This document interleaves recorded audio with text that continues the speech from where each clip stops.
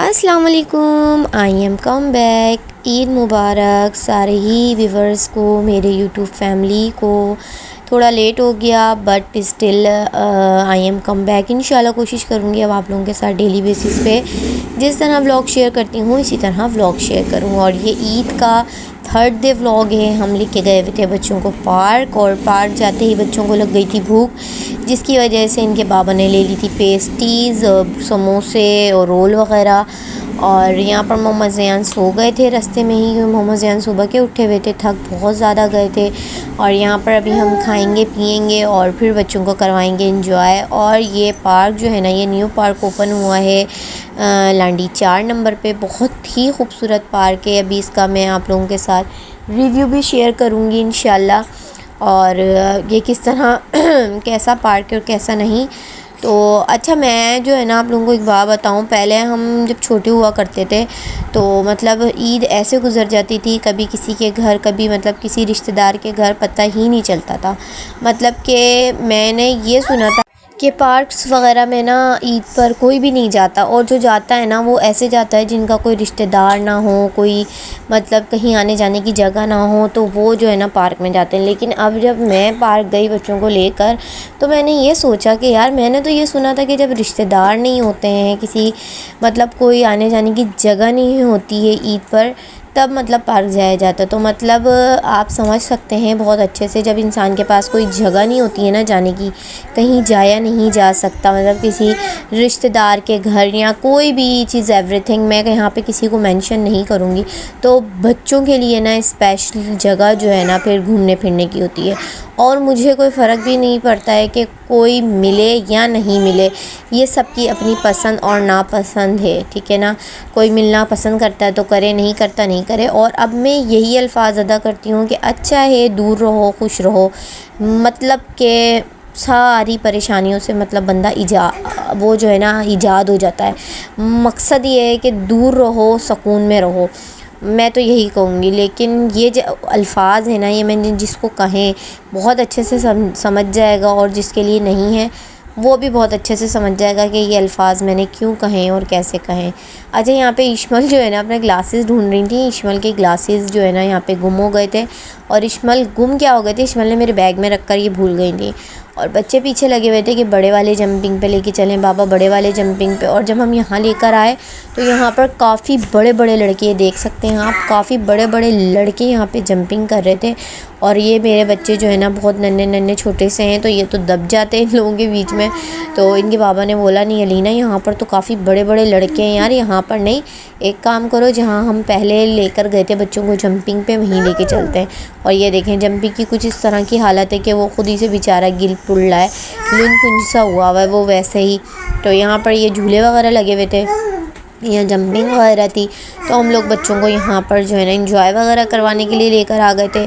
मैं बोलती हूँ, अगर आप शादीशुदा हैं, आपके बच्चे हैं, आपका हस्बैंड सपोर्टिव है, तो आपसे बेस्ट लाइफ कोई भी नहीं है। आपकी बेस्ट लाइफ है अगर आपके बच्चे आपके साथ हैं, आपका हस्बैंड आपके साथ है, तो आप खूब इंजॉय करो अपनी लाइफ को, खूब जो है ना मतलब इंजॉय करके और सबको भूल जाओ, अपनी ज़िंदगी को सुकून से जो है ना घूमो फिरो, ऐश करो। और अल्हम्दुलिल्लाह मैं बोलती हूँ सब ईदों से बेस्ट ईद अब के मेरी ये रही है कि सुकून की ईद हम लोगों ने माशाल्लाह इंजॉय करी है।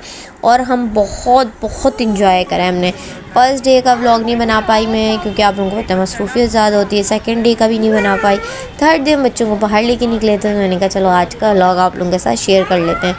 फ़र्स्ट डे की मसरूफियात आप लोगों के साथ शेयर करती हूँ। फ़र्स्ट डे हम लोग घूमे फिरे, बहुत ज़्यादा इंजॉय किया। मेरे हस्बैंड के कज़न है, हम उनके घर गए, पूरा दिन हम लोगों ने उनके घर इंजॉयमेंट किया, बहुत इंजॉय करा। फिर हम लोग ने खाना पीना खाया, फिर हम घर आ गए।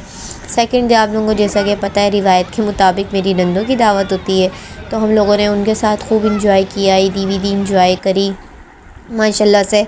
और व्लॉग बनाना मैं भूल गई थी, मतलब कोशिश तो थी मेरी, लेकिन मैं बनाना भूल गई थी, क्योंकि आप लोगों को भी पता है मेरी है नंद की शादी इंशाल्लाह ईद पर ये बकरा ईद जो आएगी इससे पहले या इसके बाद वो सारे व्लॉग आप लोगों के साथ में इंशाल्लाह शेयर करूँगी बहुत जल्द इंशाल्लाह। बस आप दुआ करें कि सब कुछ अच्छे से हो। तो बस वही शादी वादी की बातें चल रही थी, इस चक्कर में व्लॉग नहीं शूट हुआ।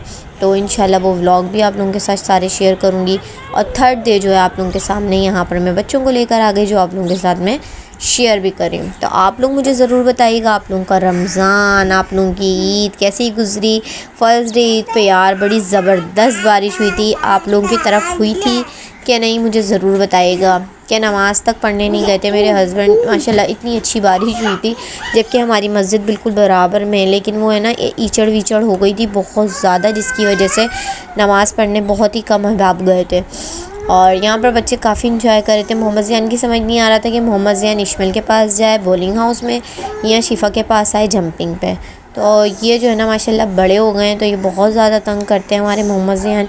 ये कोशिश करते हैं कि मैं जो है ना बस घूमता फिरता खेलता कूदता रहूँ। और यार मैं आप लोगों को बताऊं कि इसके भी हमने बाल कटिंग करवाने थे, लेकिन ना बाल कटिंग नहीं करवा पाए क्योंकि उसके बाल जो है ना कुछ इस तरह के हैं, कर्व समझ ही नहीं आता कि बंदा काटे तो काटे कहाँ से।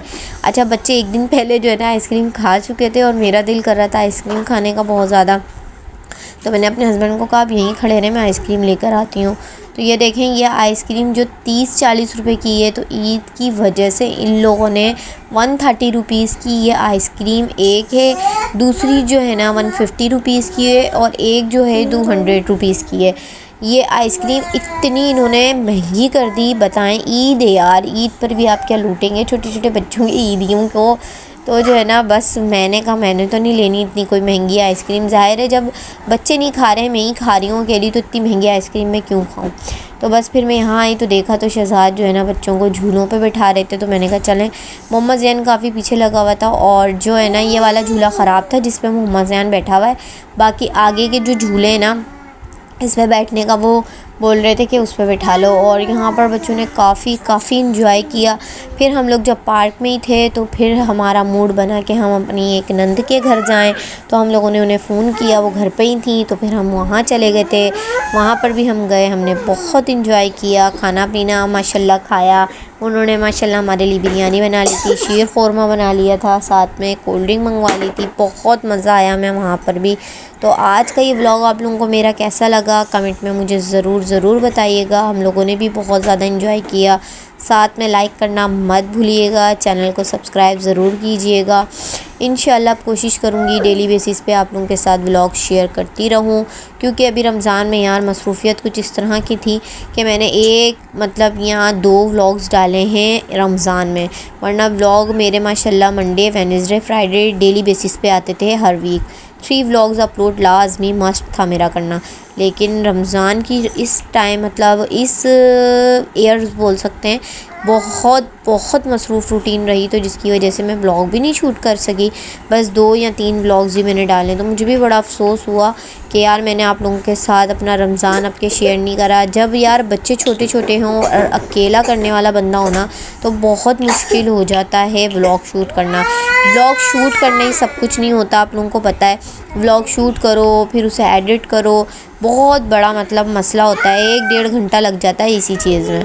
और अभी आप पीछे की वॉइस को जो है ना इग्नोर करिएगा, क्योंकि पीछे जो है ना हमारा मोहम्मद ज़ियान माशाल्लाह बोलने लग गए हैं, तो वो आऊँ लगे रहते हैं, तो उसकी वॉइस को इग्नोर कीजिएगा। बाकी आप लोग मुझे बताएं आप लोगों ने ईद कैसी गुजारी, कैसी रही आप लोगों की ईद। उम्मीद करती हूँ आप लोगों की भी बहुत अच्छी ईद गुजरी होगी। और हाँ मेन चीज़ ये है कि भाई आप लोगों ने कितनी ईदी जमा करी ये बताएं। ईदी अब के यार मेरी भी कोई इतनी ख़ास जमा नहीं हुई है, बस मेरे एक नंदोई ने दी और मेरे एक बहुत अच्छे एक और नंदोई है, उन्होंने मुझे बहन बनाया हुआ है माशाल्लाह, उन्होंने भी अब की ईदी दी बाकी। और मेरे हस्बैंड ने मुझे ईदी दी, मतलब ईदी इतनी कोई ख़ास सबके जमा नहीं हुए। और यार हम माशाल्लाह बड़े हो गए तो इसका इतना ईदी का होता भी नहीं है। ये छोटे बच्चे होते हैं ना, इन लोगों को ज़्यादा होता है ईदी का कि मम्मा हमारी इतनी ईदी जमा हो गई है। या हमारे अच्छा बच्चे इतना मतलब याद रखते हैं कि अगर हमारे पास पैसे भी रखवा देना तो उन्हें याद होता है कि मम्मा हमने आपके पास इतने रखवाए थे, इतने नहीं, लाल वाला नोट रखवाया था ये। और यहाँ पर जो है ना अजान बैठ तो गया था ट्रेन में, लेकिन अजान को इतना डर लग रहा था कि फौर ही उतर गया। फिर वो तो चल ही रहा था झूला, तो उसने कहा किसी और अपने बच्चे को आप बैठा लें। तो फिर जो है ना अच्छा झूलों पे ना सबसे ज़्यादा माशाल्लाह से हमारी शिफ़ा इंजॉय करती है। अजान भी बहुत ज़्यादा डरते हैं और इश्मल भी बहुत ज़्यादा डरती हैं। मोहम्मद ज़यान और शिफ़ा बहुत ज़्यादा इंजॉय करते हैं झूलों पर। और बाकी आप लोग मुझे बताएं, आप लोगों ने घर में ईद गुजारी, कहाँ कहाँ गए, कहाँ कहाँ नहीं गए। उम्मीद करती हूँ आप लोगों को आज का ये छोटा सा व्लॉग पसंद आया होगा। और इंशाल्लाह नेक्स्ट व्लॉग में मिलेंगे। और मुझे अपनी दुआओं में याद रखिएगा। आप लोगों के साथ अब इंशाल्लाह डेली बेसिस पे व्लॉग शेयर करती रहूँगी। उम्मीद तो यही है कि आप लोगों के साथ डेली बेसिस पे वैसे व्लॉग शेयर करूँ इंशाल्लाह। अब तो टाइम मिलेगा तो इंशाल्लाह आप लोगों के साथ ज़रूर शेयर होगा। अपना रखिएगा बहुत ज़्यादा ख़याल, अपनी फैमिली का रखिएगा बहुत ज़्यादा ख़याल। मेरी तरफ़ से फिर एक और दफ़ा लेट ईद मुबारक। इंशाल्लाह नेक्स्ट व्लॉग में मिलेंगे। और आज के व्लॉग को लाइक करना मत भूलिएगा, सब्सक्राइब ज़रूर कीजिएगा।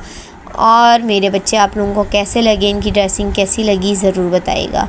अपना रखिएगा बहुत ज़्यादा ख़याल। अल्लाह हाफ़िज़।